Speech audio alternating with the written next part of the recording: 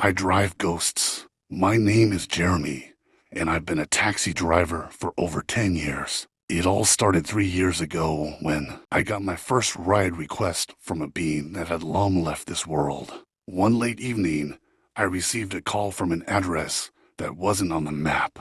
Curiosity got the better of me, and I drove to the location. Stopping by an old abandoned house, I saw a woman in a white dress. She got into the back seat and quietly asked me to take her to the cemetery outside the city. In the stillness of the night, her voice sounded strange. Without asking questions, I started driving. When we arrived, her voice whispered through the fog, "Thank you for helping me return home." I turned around to respond, but the back seat was empty. From that moment, I knew my life would never be the same. Now, I often give rides to ghosts, and here are 5 stories about the craziest ones. The first ghost was an old sailor named John.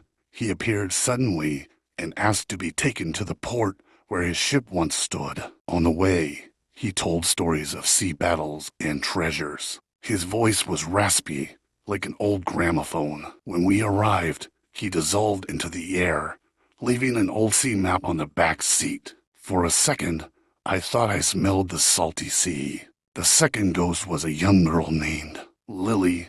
She asked to return to the place of her first love, a small park in the city center. Lily told me about her lover, who promised to meet her, but died in a car accident. Transparent, almost glowing tears ran down her cheeks. When we arrived, she got out of the car and vanished, leaving the scent of roses in the air. The third ghost was an elderly gentleman named Henry.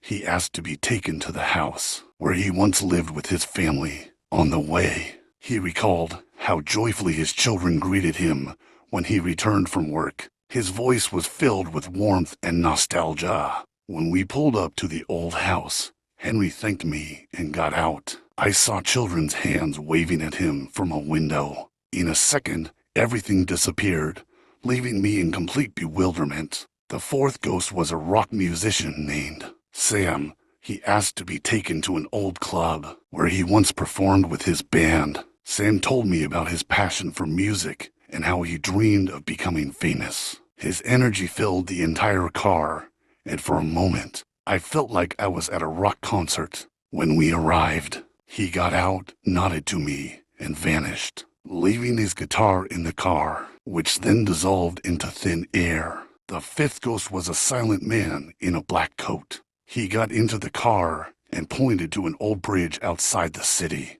His presence gave me goosebumps. I tried to start a conversation on the way, but he remained silent. When we reached the bridge, he got out and walked toward it. Suddenly, he stopped, turned around, and said, his voice echoed the final ride, as if coming from all directions at once. Then he vanished, leaving me standing on an empty road, feeling the cold seep into my bones.